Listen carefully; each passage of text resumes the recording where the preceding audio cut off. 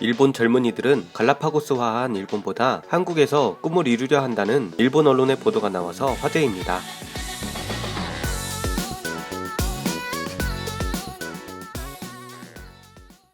전 아이즈원의 멤버였던 이와야키 사쿠라가 일본에서 HKT48을 졸업하고 BTS의 소속사인 하이브 사나이 레이블을 통해 한국에서 재데뷔하려 한다는 소식이 일본에서도 화제가 되고 있습니다.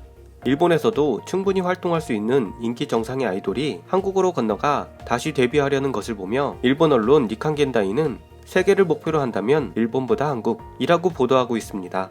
기사를 본 일본 누리꾼들은 과연 어떤 반응을 보이고 있을까요? 기사의 내용과 기사에 달린 댓글 반응을 전해드립니다. 먼저 일본 언론이 보도한 기사의 내용입니다. 이와야키 사쿠라의 이적으로 부각된 세계를 목표로 한다면 일본보다 한국이라는 새로운 상식. 전 아이즈원의 미야와키 사쿠라가 BTS가 소속된 하이브 산하의 소스 뮤직에 소속되는 것이 밝혀졌다. 역시 아이즈원의 멤버였던 김채원이나 다른 신인과 함께 5월에 재데뷔할 예정이라고 보도되고 있다. 미야와키라고 하면 원래는 HKT48 멤버로 2018년에 한일 합동 아이돌 그룹 오디션 프로듀스 48을 통해 아이즈원으로 데뷔. 아이즈원은 작년 4월에 활동 종료했으며 5월에 야부키 나코와 함께 HKT48로 복귀, 6월에 그룹을 졸업했다. 어디로 이적할 것인지 주목된 가운데 K-팝계에서 지금 가장 유명한 곳으로 BTS의 여동생뻘이라고 하는 위치 설정에 일본의 연예계뿐만 아니라 온라인 상에서도 떠들썩했었다. K-팝 아이돌에 대한 평가와 관심이 높은 것을 알 수 있는데 도시샤 여대의 미디어론 교수인 카게야마 타카이코 씨는 이렇게 말한다. 미야와키 씨가 세계 기준의 아이돌로의 길을 걷고 있다고 인정받은 결과겠죠. 뒤집어 말하면 일본 대중문화 업계의 가치가 떨어진다는 표시라고도 할 수 있습니다. 미디어론 수업에서 한국 엔터테인먼트 실습이라는 한국 실습 프로그램이 있는데 코로나 이전에 경쟁률이 3대1로 매우 인기가 있었습니다. 그 실습으로 현지에 갔을 때 일본에서 K-팝 아이돌을 목표로 유학하고 있는 아이돌 연구생이 많이 있었고 그들은 세계를 목표로 하려면 일본에서는 무리니까 라고 말하고 있었습니다. 그들에게는 한국 쪽이 더 과정이 깔끔하고 목표치가 잘 보이는 겁니다. 게다가 젊은이는 SNS로 세계를 알게 되고 정보를 수집하고 있으므로 일본 한정이라는 제한이 없습니다. 그런 가운데 일본 시장에만 관심을 가지고 마구잡이로 하다 보면 뭔가 나올지도 라고 하는 구태연한 방식으로는 한국의 논리적이고 글로벌한 비즈니스 모델을 당할 수 없죠. 이것은 대중문화뿐 아니라 일본 경제 전체가 안고 있는 문제일지도 모릅니다. 변함이 없고 변화하려고 하지 않는 갈라파고스화한 일본을 단념한 젊은이는 이미 많이 있는 것 같다. 기사에 달린 댓글 반응입니다. 우수한 인재의 국외 유출에 대해서 이미 몇 년 전부터 연구원들 사이에서는 상당히 말이 많았다. 그것은 매년 국가지원 연구비가 삭감되고 있는 것이 원인으로 앞으로 뭔가 도움이 될지도 모르는 것을 육성할 만한 여유도 없고 거기서 가치를 찾지 않는 것이 지금 일본의 권력자라는 것이었다. 어쩌면 똑같은 말을 연예계에서도 할 수 있을지 모른다.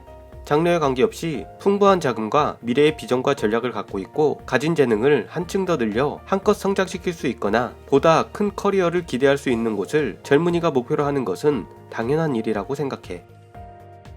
지금 일본의 권력자는 자신들을 지키는데 급급하니까 어쩔 수 없겠지. 타겟으로 하고 있는 팬의 층이 다른 것은 무대의 관객석을 보면 분명하다고 생각하므로 거기에 맞는 퍼포먼스. 일본은 서비스를 제공하고 있는 것으로 보다 많은 사람에게 감동을 줄 것인가, 한정된 팬으로부터 수십 명분의 수익을 올릴 것인가 라고 하는 차이.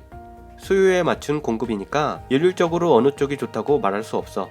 어느 쪽에서 빛나고 싶은가는 아이돌을 지망하는 사람에 따라 다르다고 생각해.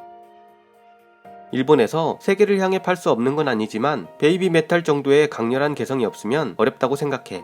음악, 아이돌 등 대중문화는 개성이 생명.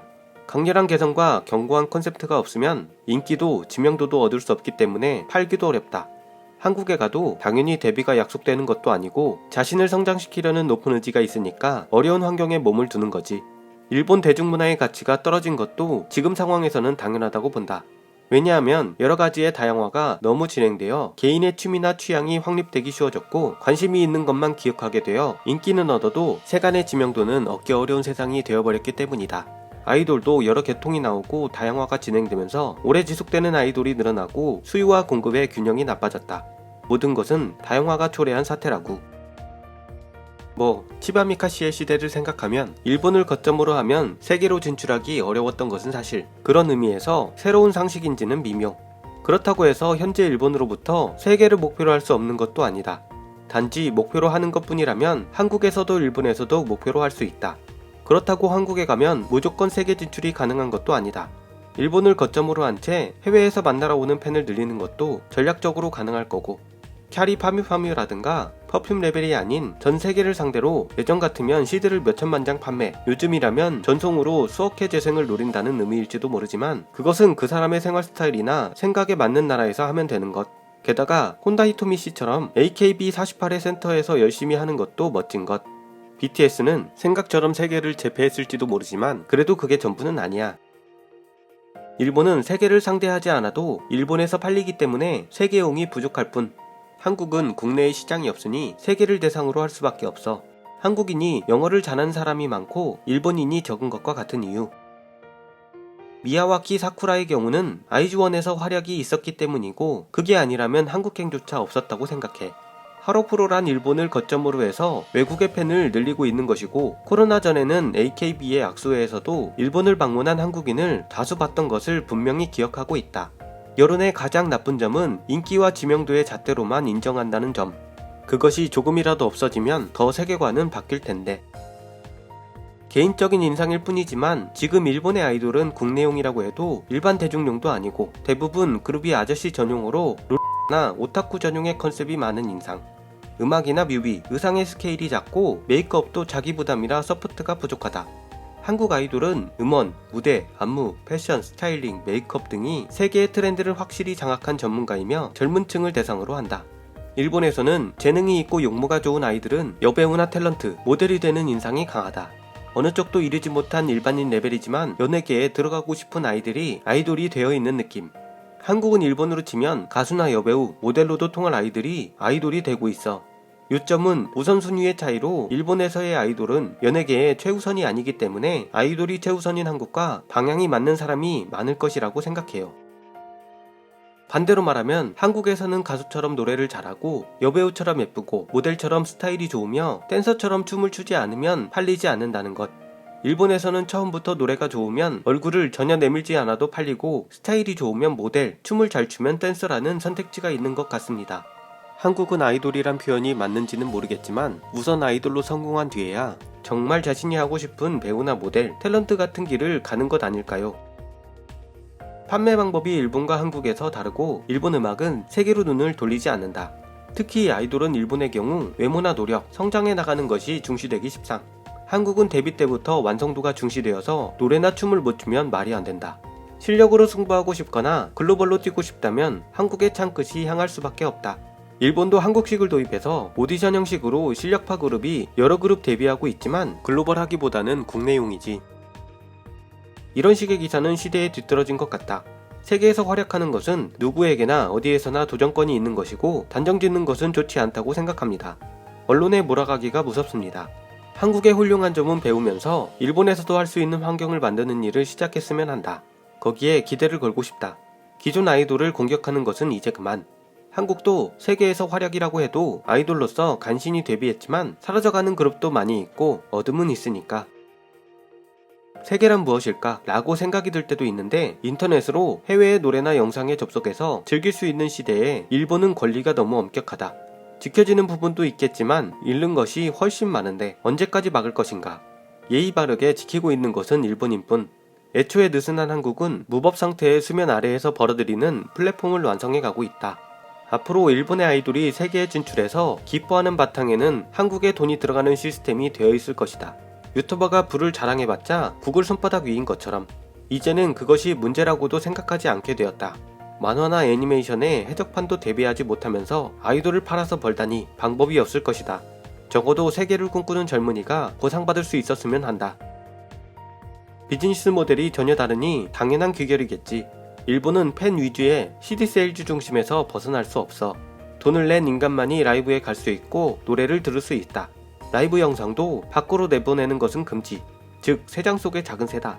반면 한국은 우선 지구 반대편까지 인지도를 높이기 위해 유튜브를 비롯한 SNS에 철저히 올리고 조회수를 늘리려고 안간힘을 쓴다. 거기서 실력이 있으면 세계의 팬이 생겨간다.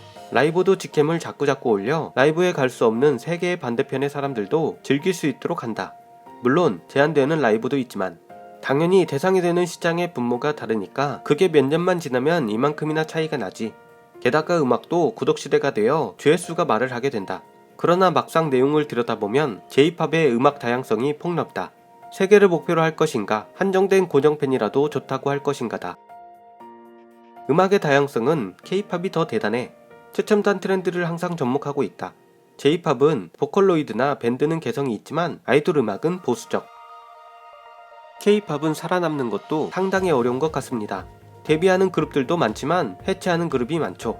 일본은 한번 팬이 생기면 오래 응원해주지만 한국은 팬이 자주 바뀌니까 좁은 문 짧은 길 힘들 듯. 일본은 사무실도 상냥한 이미지가 있다. 팔리지 않아도 다음 길을 찾아줄 것 같은데 한국은 안 팔리면 아예 잘려나갈 것 같아. 한국이 더 화려한 것 같지만 현실은 어렵다고 생각합니다. 어렵기 때문에 오히려 보람이 있는 것은 아닐까? 어려우니까 피한다는 생각으로는 사람으로서도 성장하지 못하지. 미야와키 사쿠라도 그런 생각은 가장 싫어할 것 같고. 글쎄요. 나는 K-팝을 좋아해서 20년 정도 듣고 있는데 지금 엄청난 속도로 그룹이 데뷔하고 있죠. 아이즈원이 데뷔했을 때보다 앞으로 점점 더 격전이 될 것 같습니다. 지금 한국의 여성 아이돌 그룹은 전국시대처럼 되어 있고 대형 신인 그룹들이 속속 데뷔하고 있죠. 천하를 차지할 자는 누구인가? 라는 거. 그래서 더욱 수준이 높아졌어. 실력, 인기의 사회인데 당연. 비즈니스이기 때문에 불량채권을 언제까지나 떠안을 의미 따위는 없습니다. 우리 일본인들은 아저씨 아이돌을 당연히 봐왔기 때문에 의문을 갖지 않았지만 잘 생각해보면 아저씨가 노래하고 춤추고 더구나 못한다는 것은 이상해. 오늘은 이렇게 핑계를 대고 있군요. 2000년대 초반까지만 해도 한국의 정상급 스타들이 가치를 증명하기 위해 일본으로 진출했었죠. 그러나 세계적으로 인기를 얻고 있는 K-팝의 위상이 급상승하면서 이제는 일본에서 데뷔했거나 인기를 얻은 스타들이 리스크를 감수하고 한국에 오는 시대가 되었네요. 일본에서 가장 오래된 연예기획사 요시모토 흥업의 가미가수 본부장은 최근 한국 언론과의 인터뷰에서 BTS가 나오는 등 최근 상황에서 일본 아이돌도 K-팝의 영향을 강하게 받는다. K-팝 아이돌은 일본 아이돌에게는 없는 댄스, 랩, 가창력 등에서 매우 높은 퀄리티를 유지하고 있다. 급속한 디지털화로 세계시장 진출이 가능해지면서 고퀄리티의 퍼포먼스가 필수라는 생각이 일본에서도 퍼지고 있다 라고 밝혔습니다. 이제 일본 연예계도 슬슬 정신을 차리려나 봅니다. 최근 중국에서 나온 보고서에 의하면 한류가 각국의 정치적 혼돈을 부추긴다 라고 분석하고 있습니다. 중국뿐 아니라 터키에서는 열혈 한류 팬 여학생 셋이 한국에 가겠다고 가출하는 사건이 발생하자 K-팝 규제를 둘러싸고 격렬한 논쟁이 벌어졌고 칠레 정부는 격렬하게 타오른 시위에 주요 참가자로 K-팝 팬들을 지목했으며 태국의 시위 현장에서는 K-팝 음악에 따라 시위대가 단체로 춤을 추는 모습이 나타났습니다. 이렇게 K-팝은 세계인들에게 새로운 것, 변화에 대한 갈망, 미래로 나아가려는 개혁의 상징으로 받아들여지고 있는 것이죠. 댄스, 랩 같은 것은 노력하면 어느 정도 흉내낼 수는 있겠지만 그 안에 담긴 정신까지 따라할 수 있을까요? 현재의 일본 사회를 봤을 때 그들의 음악에 무슨 정신이 담길지 심히 의문이 듭니다. 그 전에 코창력부터 좀 어떻게. 지금까지 허위가장 조작 없는 채널, 있는 그대로 전해드리는 심심풀이 반응 채널이었습니다. 더 좋은 영상으로 찾아뵙겠습니다. 시청해주셔서 대단히 감사합니다.